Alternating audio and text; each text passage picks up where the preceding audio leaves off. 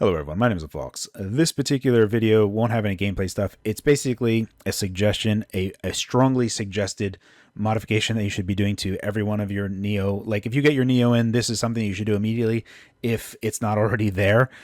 So this on-screen keyboard, this OSK, is the old Windows 7 on-screen keyboard. It's really not meant for touch input. It is not a modern touch keyboard. It's an accessibility keyboard that was really meant for, using the mouse to type. There's a lot of problems with that, which I'll explain in a moment. If you don't care about any of this particular stuff and you just want the sauce, go straight to the description field below. You're going to find a website that is going to Lucas C's website, who is the person that made this particular script. So you can see it right here. This is replace OSK .bat. And any bat that you get, you should always right click and go to edit and then just take a look and see what it's actually doing. Obviously, you can just take a look at the list of things that the batch file is doing and do it yourself without running the bat if you were worried about that and get the same result. So no big deal, but it's a self-contained file, fairly innocuous. It just takes ownership of osk.exe and swaps over tab tip. So here's the story. On the INEO Discord, I was complaining about this particular keyboard because of all the different problems with it. It's not a good keyboard to touch on. It has problems going into games, which I'll explain in a second.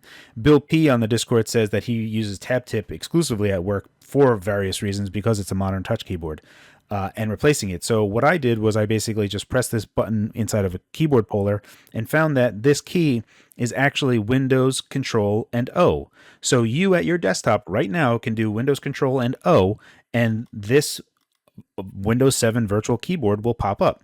So since it's a Windows hotkey by default, there's nothing that needs to get done. We just needed to replace that. Lucas C said, hey, I'd make a script to do that real quick. And I was busy just trying to look and just replacing it. I didn't anticipate him to actually get it done so fast. And that's what this video is. It's to celebrate the work that Lucas C has done because he did an amazingly fast job and got the job done. And this is really a tool that, again, every INEO user should use. And let me explain why. So let's go into this particular benchmark, which is Resident Evil 6 benchmark. Alrighty, so here's the Resident Evil 6 benchmark. Now, if I use the analog stick, you'll notice that the mouse isn't doing anything anymore. The reason for that is that Joy X-Off, which is a really great application, what it does, remember that the INEO has, to the Windows itself, these controls are actually a wired Xbox 360 controller to Windows. What Joy X-Off is doing is intercepting the 360 and basically translating this to a mouse movement. The secret sauce for Joy X-Off is that it seamlessly switches on and off without having any particular toggle as soon as it detects any type of game that's running. DirectX 9, DirectX 10, you get it, gaming APIs, right? So as soon as a gaming API runs, mouse is shut off. Now these are just traditional controls. However, this is a benchmark that is anticipating a mouse and keyboard. The only mouse and keyboard that you have on the INEO is the touchscreen and the on-screen keyboard button. Now, you just saw that I touched the keyboard, touched the touchscreen to move around. However, I can only make selections using touch. I actually have to press Enter to enter into the benchmark. So you say, no problem, I'll just open up the on-screen keyboard. You press that button and this opens up. Now, it's covering this screen. Two things to note here, actually three things to note here. One, I've already showed this in my second unboxing of the INEO. This on-screen keyboard will not pop up if you have exclusive full screen mode on. So make sure that, and some games don't even matter, they won't come up. So you have a different option there. Number one, use borderless window mode. Number two, keep full screen optimizations on. Number three, use Steam's overlay keyboard, which will even work on top of exclusive full screen mode. There are workarounds for everything. So there's not a full stop that you're going to have, but be aware that there's going to be configurations that you're going to need to do to encompass all different corner cases. That's just something I want to say. Anyway, back to the on-screen keyboard. This is now covering the menu, right? So you say, no problem. I'm just going to touch the title bar of this on-screen keyboard and move it out of the way. So you just touch right there and you move. And then, this minimizes. Even if you just move this, right? You go back here. All right, so what you're going to do, you just grab this. Again, this Windows 7 keyboard was not designed for touch. So it's not great. So now we go back in here, and now I can press the Enter key. And now it works. So obviously what we want to do here is we want to instead use the modern touch keyboard. That's what this script does. Let's go ahead and test that out. All right, so now you've already evaluated the batch file. So you downloaded it from Lucas C's website, you evaluate the batch file, you edit it, and you look through everything, and you make sure everything's on the up and up.